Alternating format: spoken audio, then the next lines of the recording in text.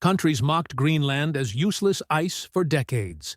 They called it a frozen wasteland with no strategic value, a barren territory that Denmark was foolish to keep. But when the Pentagon quietly moved in and started building infrastructure at a pace nobody expected, those same countries suddenly went silent. What changed? And why is Greenland now at the center of the most intense geopolitical scramble since the Cold War? By the end of this video, you'll understand why this island might determine who controls the future. For centuries, Greenland sat on world maps looking absurdly massive, thanks to the Mercator projection making it appear roughly the size of Africa when it's actually closer to Algeria in land area. But beyond the cartographic distortion, there was another kind of distortion happening, one far more dangerous. Global powers looked at Greenland and saw nothing but ice and emptiness, a place so remote and hostile that even its own colonial administrator, Denmark, treated it like an afterthought. The population hovered around 56,000 people scattered across coastal settlements, mostly indigenous Inuit communities trying to maintain their traditional ways while the modern world ignored them. No major ports, limited infrastructure, extreme cold, months of darkness, and a massive ice sheet covering 80% of the territory. Every cost-benefit analysis said the same thing: not worth it. Military strategists in Washington, Moscow, and Beijing all filed Greenland under irrelevant. The island produced virtually nothing of value, or so they thought. A few fishing communities, some shrimp exports, Danish subsidies keeping the economy afloat, and that was about it. When people discussed Arctic strategy, they focused on Alaska, northern Canada, Siberia, places with oil fields and shipping routes that made immediate economic sense. Greenland was just that big white blob between North America and Europe, pretty on a map, useless in reality. And then something terrifying started happening beneath the ice. Climate scientists studying Greenland's ice sheet began noticing acceleration patterns that defied their models. The ice wasn't just melting at the expected gradual pace, it was collapsing in massive chunks, glaciers the size of major cities breaking off and sliding into the ocean. Measurements showed the ice sheet losing approximately 280 billion tons of ice per year, and the rate kept increasing. What nobody outside specialized research circles understood was what this melting would reveal. As the ice retreated, it exposed something that changed everything about Greenland's value proposition overnight. Beneath that frozen surface lay one of the largest untapped reserves of rare earth elements on the planet. Suddenly, useless ice became invaluable real estate. Rare earth elements are the building blocks of modern technology, essential for smartphones, electric vehicle batteries, wind turbines, advanced military systems, and basically every piece of electronics you rely on. And here's where it gets wild. China controls roughly 90% of global rare earth production, giving Beijing enormous leverage over the entire technology supply chain. Western nations have been scrambling for decades to find alternative sources, pouring billions into exploration projects, from Australia to Canada to Africa. They searched everywhere except the place hiding the second-largest deposit on Earth. Greenland had been sitting there the whole time with an estimated 38 million tons of rare earth oxides, enough to potentially break China's monopoly entirely. And nobody took it seriously until the ice started disappearing. The Pentagon saw the data and did something they rarely do. They moved fast. Within months of confirmed rare earth discoveries becoming public knowledge, American military officials initiated quiet conversations with Danish and Greenlandic authorities about expanding Thule Air Base, the northernmost American military installation. Thule had existed since the Cold War as a ballistic missile early warning system, a lonely outpost tracking Soviet missiles over the North Pole. Now it transformed into something far more significant. New runways, expanded radar facilities, increased personnel, state-of-the-art surveillance equipment, monitoring not just the skies, but the entire Arctic Ocean. And the investments kept coming, year after year, billions of dollars flowing into infrastructure that made absolutely no sense if Greenland was just useless ice. But the Pentagon wasn't the only player who suddenly discovered Greenland existed. China started showing up with investment proposals, offering to build airports, mining facilities, telecommunications infrastructure, basically everything Greenland desperately needed, but Denmark couldn't afford to provide. Beijing's state-owned companies submitted bids to develop mining projects, purchase abandoned naval bases, establish research stations. The Chinese government even offered to finance the construction of 3 new airports at locations that would, coincidentally, be perfect for military aircraft. Denmark and the United States both blocked those proposals, and that's when the international incident nobody talks about almost happened. In 2019, President Trump publicly floated the idea of the United States purchasing Greenland outright, an offer Denmark's prime minister called absurd. The media treated it like a joke. Late-night comedians had a field day, and the whole thing seemed like another bizarre news cycle. Except, here's what most coverage missed. The proposal came immediately after American intelligence agencies confirmed Chinese companies were attempting to purchase strategic locations across Greenland. Trump's offer wasn't random nonsense. It was a panic response to China's quiet encroachment, a clumsy attempt to secure American interests before Beijing could establish permanent infrastructure. The offer got rejected. The news cycle moved on. But behind the scenes, the Arctic scramble accelerated to levels not seen since nations were claiming Antarctic territory in the early 20th century. And just when you think the story peaks with great power competition over minerals, there's another layer that makes this even more insane. Melting ice opened up something besides mining access. The Northwest Passage, a sea route through the Arctic Ocean connecting the Atlantic and Pacific, has been the holy grail of maritime trade for 500 years. Explorers died trying to find it. Entire expeditions vanished into the ice, searching for this shortcut that would revolutionize global shipping. For centuries it remained impassable, locked in permanent ice. Now, for several weeks each summer, ships can navigate through. Do you understand what that means? A cargo vessel sailing from Shanghai to New York can cut roughly 7,000 kilometers off its journey by going through the Arctic instead of the Panama Canal. 7,000 kilometers translates to massive fuel savings, reduced shipping times, and billions of dollars in economic advantage. Whoever controls the choke points along the Northwest Passage controls one of the most valuable trade routes on Earth. And guess which massive island sits right at the entrance? Greenland's position transforms from geographic trivia into geopolitical leverage, almost overnight. Russia started aggressively militarizing its Arctic coast, building bases, deploying troops, launching icebreakers. Canada insists the Northwest Passage runs through its territorial waters and has sovereignty over the route. The United States argues it's international waters. Denmark, technically in charge of Greenland's foreign affairs, tries to balance between its NATO obligations and its former colonies' push for independence. And Greenland itself, population 56,000, suddenly has every major power on the planet courting them, like they're the most important nation in the world.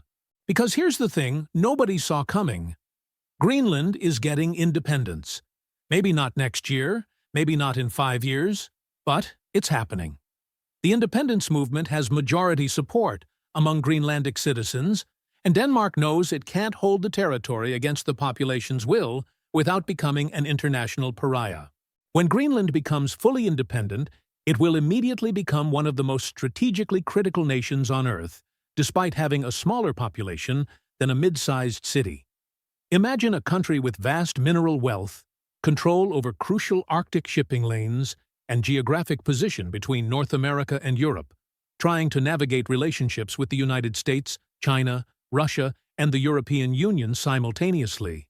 The pressure will be absolutely immense. And the climate change factor keeps accelerating everything. Recent studies suggest Greenland's ice sheet could reach a tipping point within decades, beyond which melting becomes irreversible regardless of any emissions reductions humanity achieves. If the entire ice sheet melts, and many scientists now consider this plausible by 2100, global sea levels would rise approximately 7 meters. 7 meters would submerge Miami, Shanghai, Mumbai, London's Thames Barrier, New York's subway system, Basically, every major coastal city on the planet would face catastrophic flooding. Hundreds of millions of people displaced, trillions in property damage, complete reshaping of global civilization. And while this catastrophe unfolds, the territory causing the melt becomes incredibly valuable because of what the melting exposes. There's a dark irony in this that's almost too perfect. The same climate change that threatens human civilization also makes Greenland strategically vital, creating perverse incentives where nations might not push as hard for emissions reductions because Arctic access benefits their geopolitical position. Some analysts suggest major powers are quietly planning for a post-ice Greenland, running scenarios where they position themselves advantageously while publicly claiming to fight climate change. Whether or not that's true, the reality is undeniable. As Greenland becomes more accessible, competition for influence intensifies, and nobody wants to be left out when the ice finally disappears. The Pentagon's current strategy goes far beyond Thule Air Base. American officials established partnerships with Greenlandic mining companies, funded infrastructure development, increased diplomatic presence in Nuuk, and started training programs for Greenlandic personnel in everything from logistics to environmental monitoring. It's soft power combined with hard infrastructure, building relationships that will matter enormously when independence arrives. China counters with investment offers, scientific cooperation agreements, and promises of economic development without political strings attached. Russia conducts military exercises increasingly close to Greenland's waters, demonstrating capability and asserting Arctic interests. The European Union, desperate not to lose influence over a soon-to-be independent nation in its backyard, pumps money into climate research and sustainable development projects. And the people of Greenland watch all of this with growing unease. Many Greenlanders understand their strategic importance puts them in danger, caught between superpowers who view the island as a chess piece rather than a homeland. Some welcome the investment and attention after decades of neglect, seeing opportunity for economic development that could finally reduce dependence on Danish subsidies.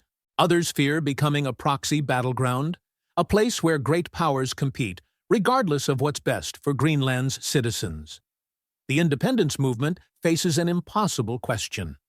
How do you maintain sovereignty when your territory holds resources and position that empires consider too valuable to ignore? This tension between self-determination and strategic reality defines Greenland's future. Unlike most independence movements, which face questions about economic viability, Greenland's challenge is the opposite. They have too much value, too much strategic importance, making genuine independence harder rather than easier. A fully independent Greenland would need to negotiate constantly with vastly more powerful neighbors, balancing relationships while preventing any single power from dominating. They would need military capacity to defend territorial claims, but lack the population to build significant forces. They would need to develop resources without becoming economically dependent on Chinese, American, or European companies. Every decision would carry geopolitical weight far beyond what a nation of 56,000 people should reasonably handle. The fishing communities along Greenland's coast, where people still hunt seal and navigate between settlements by boat, because there are no roads connecting most towns, these communities now find themselves at the center of global power politics.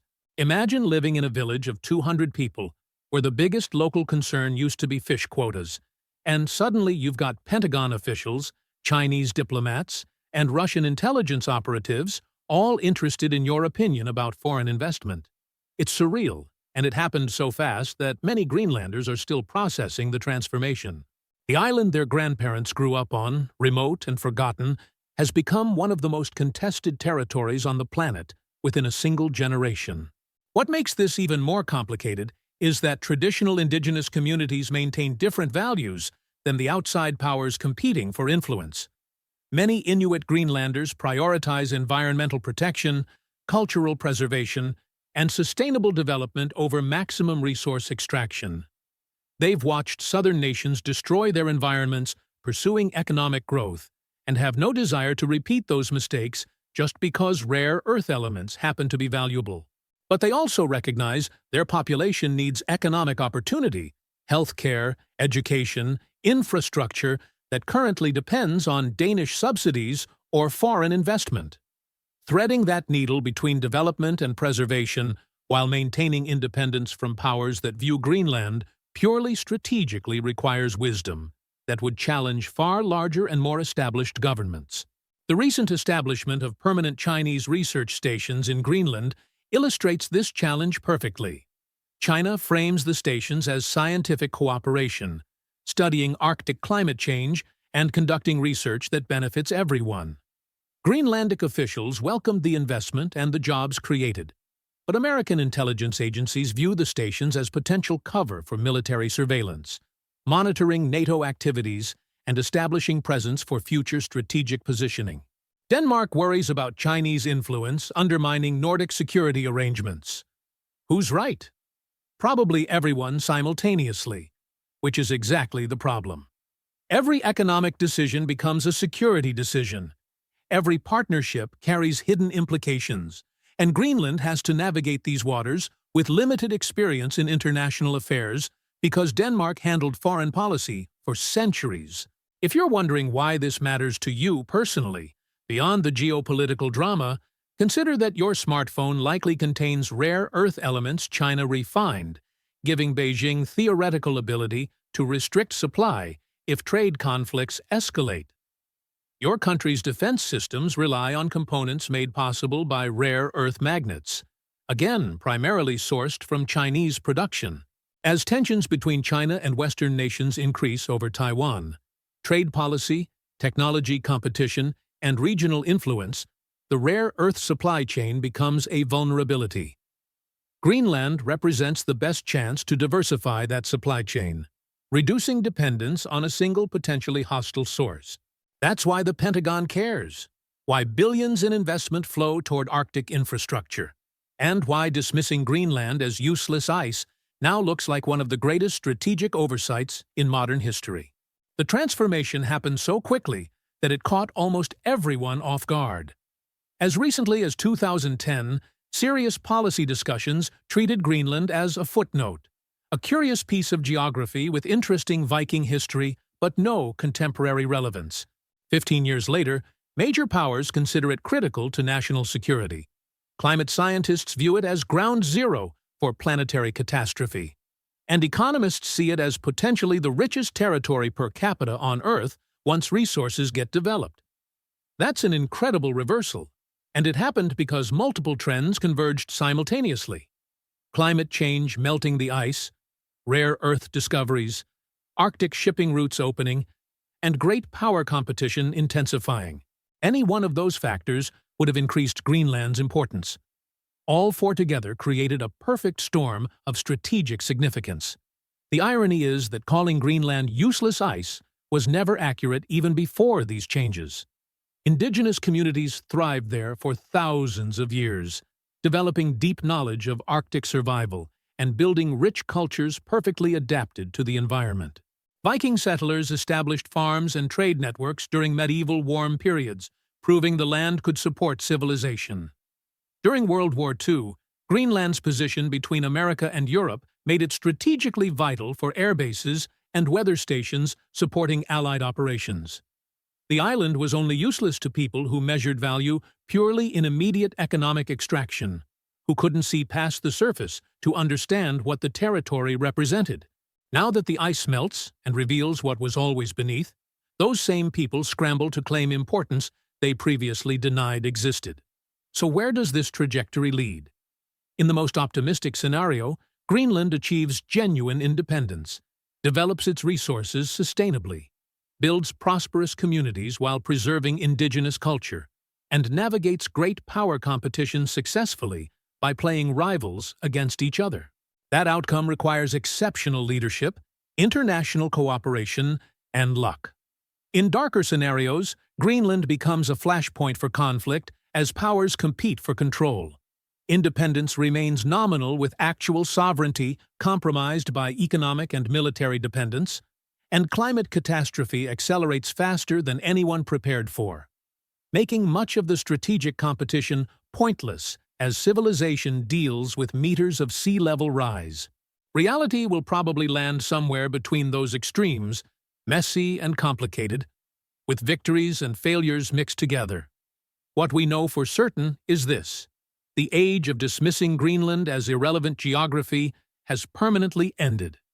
The Pentagon's expanding presence, China's aggressive investment attempts, Russia's military positioning, and Europe's diplomatic efforts all confirm that Greenland now ranks among the most strategically significant territories on the planet.